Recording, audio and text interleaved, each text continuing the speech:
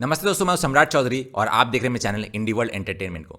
तो कल ही बांग्लादेश मीडिया से न्यूज़ आया है कि बांग्लादेश के जो एंटरप्रेन्योर्स हैं, मेनली जो टेक्सटाइल इंडस्ट्रीज़ के मालिक हैं, वो लिटरली हड़ताल पे आ गए हैं और वो बोल रहे हैं कि इंडिया ने जो ट्रैप बिछाया था, बांग्लादेश ने बिल्कुल वही पैर रखा है। मुझे इतनी हंसी आ रही थी और बहुत सारे बिजनेसमैन तो इवन ये भी कह रहे हैं कि ये टोटल जो यूनुस का आना, ये जो इंडिया का बॉयकॉट होना, ये सारा एक्चुअली भारत की ही साजिश था। भारत चाहता था कि बांग्लादेश में ऐसे इंडिया को लेके हेट्रेड फैले, जिससे इंडिया को एक मौका मिल जाए कि बांग्लादेश की टेक्सटाइल इंडस्ट्री को पूरे तरीके से बर्बाद करके इंडियन टेक्सटाइल जो है उनको एक एज मिले।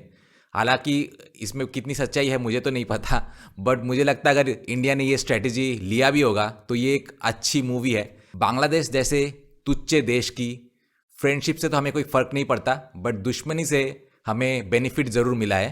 तो एनीवेज, ये दो वीडियोस थे और एक है कि बांग्लादेशी एंटरप्रेन्योर्स ने बोला है गवर्नमेंट को कि इंडिया के बिछाए हुए ट्रैप में इंडिया चाहता है कि बांग्लादेश इंडिया से दुश्मनी करे, जिससे और ज़्यादा से ज़्यादा इंडिया को एज मिले। अब देखा जाए तो पाकिस्तान जो दुश्मनी किया, एक तरीके से तो हमारे लिए बेनिफिट ही था कि इंडस वाटर ट्रीटी, जो कि बहुत पहले से ही एक अनजस्ट ट्रीटी था इंडिया के लिए, और अब इंडस वाटर ट्रीटी की इंडस वाटर जो है उसका पानी हमारे देश के लोगों को मिल रहा है। बांग्लादेश की दुश्मनी भी जो है ऐसे देशों की जो कि फ्रिंज एलिमेंट्स हैं, फ्रिंज देश बोल सकते हैं, उनकी दोस्ती हमारे लिए ज़्यादा घातक साबित होता है। और उनकी दुश्मनी एक्चुअली इंडिया के लिए बेटर ही है कि इंडिया के पैसों से जो ये फ्री के जमात पल रहे थे, उनको वो उस पर रोक लगना बहुत ज़्यादा ज़रूरी था। तो शायद ये अगर इंडिया की स्ट्रेटजी भी थी तो मैं तो इसे मास्टर स्ट्रोक कहूँगा, और इवन बांग्लादेश के लोग भी यही कह रहे हैं। तो चलिए आज का वीडियो देखते हैं। वीडियो में यही सारी चीज़ जो है हाईलाइट किया गया है। कमेंट सेक्शन में भी बहुत मज़ा आएगा, बहुत सारे कमेंटर्स हैं और मैंने बहुत सारे कमेंटर्स को खुद का रिप्लाई जो है वो भी दिया है। तो चलिए वीडियो शुरू करते हैं।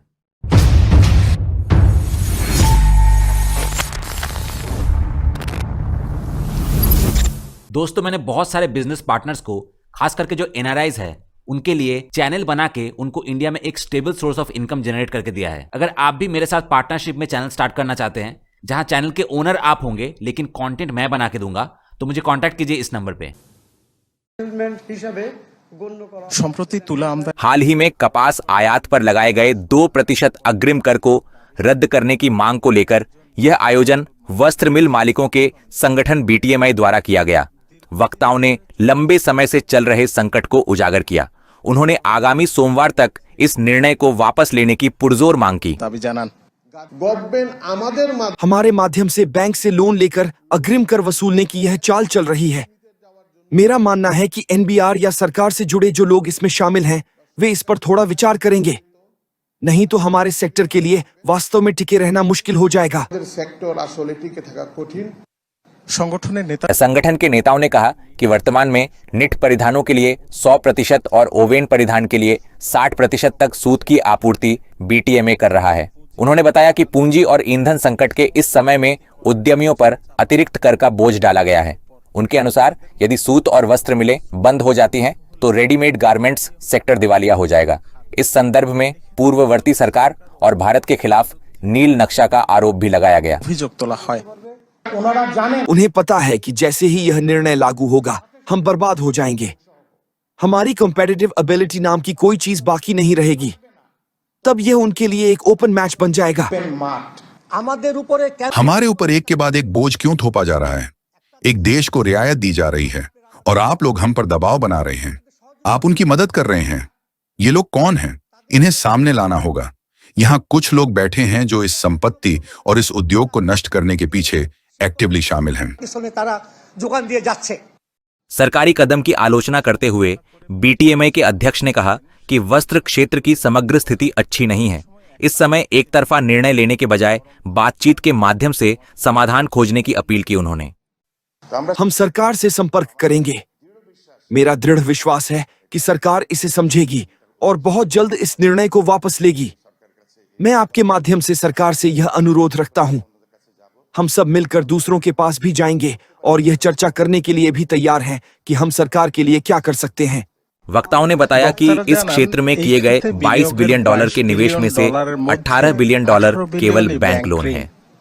जहां कहीं समस्या है, चलिए पहले उन्हें पहचानते हैं और रिपेयर करते हैं। রাকিব হোসেন, চ্যানেল 24, ঢাকা।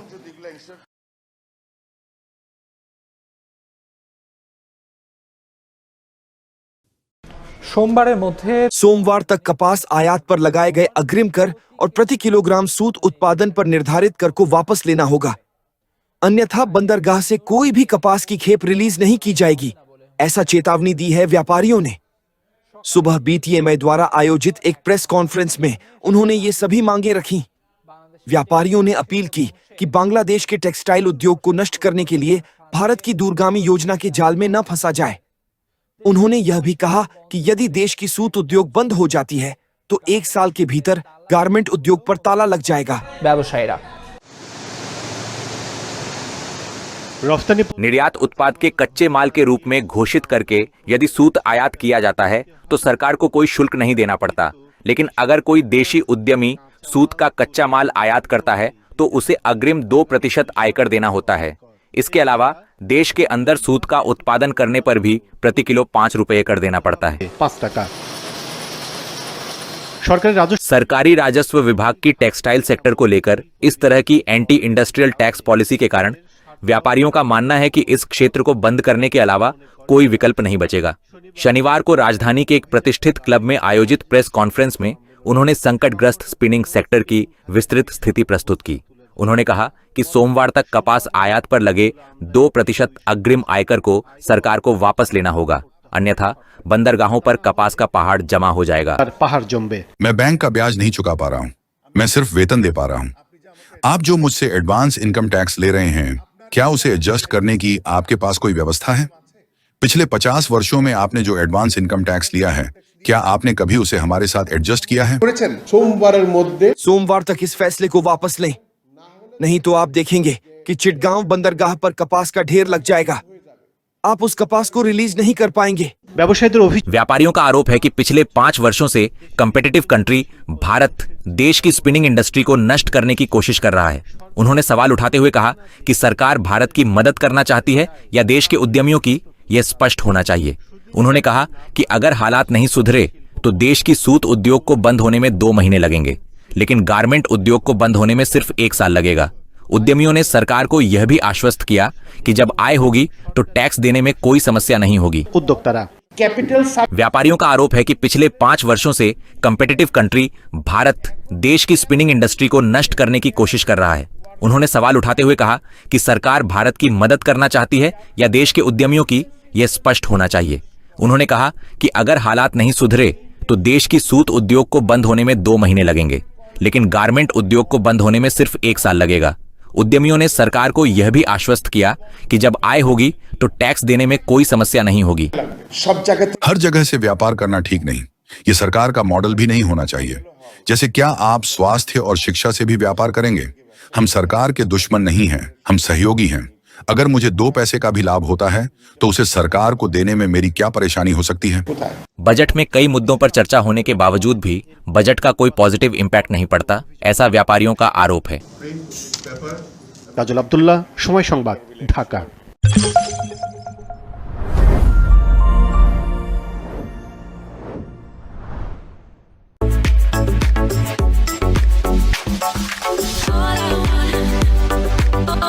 सबसे पहले आशिम मुखर्जी ने लिखा है कि यहाँ भारत की क्या भूमिका है। यहाँ तो बांग्लादेश की सरकार ने टैक्स बढ़ा दिया, व्यापारी लोग आंदोलन कर रहे हैं, तो फिर समझ नहीं आया कि भारत ने कैसे नुकसान पहुंचाया। जिसके रिप्लाई में मैंने कहा कि मैं बता देता हूं कि भारत ने कैसे नुकसान किया। अगर बांग्लादेश का गारमेंट उद्योग बंद हो जाए तो उनके पास पहनने के लिए पैंट भी नहीं बचेगा, तब उन्हें भारत से चावल दाल के साथ साथ पैंट भी लेनी पड़ेगी, नहीं तो भाई पाकिस्तान के साथ पैंट बांटकर पहननी होगी। फिर भाई पाकिस्तान की पैंट पकड़कर खींचतान करनी पड़ेगी और इससे भाई पाकिस्तान नाराज हो सकता है क्योंकि उनकी अपनी पैंट की हालत भी ठीक नहीं है। बस यही कारण है उनके भारत से गुस्से का। उसके बाद जर्नी रानो ने लिखा है कि बांग्लादेशियों को चाहिए कि एक बार हिसाब करके देखें बांग्लादेश ने भारत को क्या दिया और भारत ने बांग्लादेश को क्या दिया। जिसके रिप्लाई में मैंने कहा कि मदरसा की शिक्षा व्यवस्था में ये सारे कैलकुलेशन नहीं सिखाए जाते, वहां यह सिखाया जाता है कि कैसे भीख मांगकर या चंदा वसूल कर कमाई की जाए। उसके बाद रधि ने लिखा है कि हर चीज में भारत, टैक्स तो सरकार तय कर रही है, उसमें भी दोष भारत का। जिसके रिप्लाई में मैंने कहा कि 2 दिन बाद अगर गारमेंट इंडस्ट्री बंद हो जाए तो कहेंगे कि भारत ने बंद करवा दिया है। उसके बाद शंभू साहा ने लिखा है कि गार्डियन ऑफ द ओशन कहां है, जिसके रिप्लाई में मैंने कहा कि गार्डियन ऑफ द ओशन अब makemetrip.com खोलकर बैठा है, फ्रांस में घर का किराया तय हो जाए तो भाग जाएगा। उसके बाद ओके भाई ने लिखा है कि गलत काम करते हैं खुद और दोष दिया जाता है भारत को। उसके बाद सुलेमान हुसैन ने लिखा है कि कोई समस्या नहीं, नोबेल पुरस्कार मिलने पर टैक्स नहीं देना होगा। उसके बाद लूना ट्रेडिंग ने लिखा है कि भारत के जाल में फंसना चलता है, लेकिन आपके जाल में फंसकर तो गारमेंट्स उद्योग ही बंद हो जा रहा है। उसके बाद राजदत्त ने लिखा है कि अब समझ में आ रहा है कि भारत हमारे देश के लिए कितनी मददगार था। उसके बाद फटिक मंडल ने लिखा है कि थोड़ा पता करके देखिए, इस समय धान उत्पादन में भारत ने चीन को पीछे छोड़ दिया है, क्या इसमें भी यूनुस का हाथ है? उसके बाद बसाक ने लिखा है कि सब कुछ बंद कर देंगे, जरा इंतजार तो कीजिए। उसके बाद हरिजना ने लिखा है कि अगर बांग्लादेश में ज्यादा बारिश हो जाए तो उसका दोष भी भारत का ही होता है। उसके बाद रकीबिन शाहिद ने लिखा है कि भारत की आक्रामकता के कारण स्वतंत्र बांग्लादेश की शिक्षा और स्वास्थ्य क्षेत्र में कोई विकास नहीं हो सका। उसके बाद डिप डैम म्यूजिक ने लिखा है कि चावल, दाल, आटा और आकाश सीमा ये सब कब बंद होंगे। उसके बाद प्रकाश दास ने लिखा है कि व्यापारियों से और भी ज्यादा टैक्स लेना चाहिए, उनके पास बहुत पैसा है, नहीं तो सैन्य क्षेत्र में खर्च बढ़ाना संभव नहीं होगा। उसके बाद सक्सेस माइंडसेट ने लिखा है कि बांग्लादेश रो रहा है, इसका मतलब है अल्हम्दुलिल्लाह भारत सही रास्ते पर है। उसके बाद ट्रैवल 777 ने लिखा है कि क्या ही खुशी हो रही है, ये शब्दों में बयां करना मुश्किल है, वही मजा। उसके बाद अविसारिका ने लिखा है कि यूनुस और 10 साल तक सत्ता में बने रहें। उसके बाद खिरोंजिट ने लिखा है कि माना ही पड़ेगा, भारत महान है। उसके बाद संखा सुब्रकोवर ने लिखा है कि इतनी खुशखबरी देने के लिए चैनल 24 को ढेर सारा धन्यवाद। उसके बाद जीरो एमएन ने लिखा है कि अब तक तो कह रहा था कि भारत का नुकसान होगा, अब क्यों कह रहा है कि बांग्लादेशियों का नुकसान होगा? अब जब बांग्लादेश का नुकसान हो रहा है तो क्यों रो रहा है? उसके बाद एमडी इकबाल हुसैन ने लिखा है कि असुविधा किस बात की, पाकिस्तान तो है ही। उसके बाद संजीदा ने लिखा है कि अगर गारमेंट सेक्टर दिवालिया हो गया तो पूरा बांग्लादेश भी दिवालिया हो जाएगा। उसके बाद शहबाल मैती ने लिखा है कि जब तक यूनुस सत्ता में रहेगा तब तक भारत का फायदा ही होगा। उसके बाद चुमकी दास ने लिखा है कि यूनुस को कोई फर्क नहीं पड़ता क्योंकि वह तो फिर से अमेरिका चला जाएगा। उसके बाद बिस्वाजीत जी ने लिखा है कि भारत अपने देश के विकास के लिए जो कुछ भी जरूरी है वो सब करेगा, तुम लोग कर सको तो करो। भारत के गारमेंट्स फैक्ट्री में ऑर्डर अभी 43% बढ़ गया है, तुम्हारे यहां कितना बढ़ा जरा बताओ। उसके बाद एमडी ओनिक ने लिखा है कि पिछले 1 साल में कई गारमेंट्स फैक्ट्री बंद हो गई हैं और बहुत सारे लोग अपनी नौकरी खो चुके हैं। उसके बाद एआई पेट्स वीडियो ने लिखा है कि सरकार का कोई नुकसान नहीं होता, भारत के प्रतिबंध के कारण सिर्फ व्यापारियों का ही नुकसान हुआ है। उसके बाद जॉय रॉय ने लिखा है कि यूनुस को हटाओ, देश को बचाओ। उसके बाद सुब्रत कुंडू ने लिखा है कि यूनुस को गारमेंट उद्योग का पतन दिखाई नहीं दे रहा, लेकिन सच तो यह है कि यह उद्योग पहले ही खत्म हो चुका है। इस विनाश के लिए यूनुस ही जिम्मेदार है। आने वाले दिनों में गृह युद्ध शुरू होगा और यूनुस देश छोड़कर भाग जाएगा।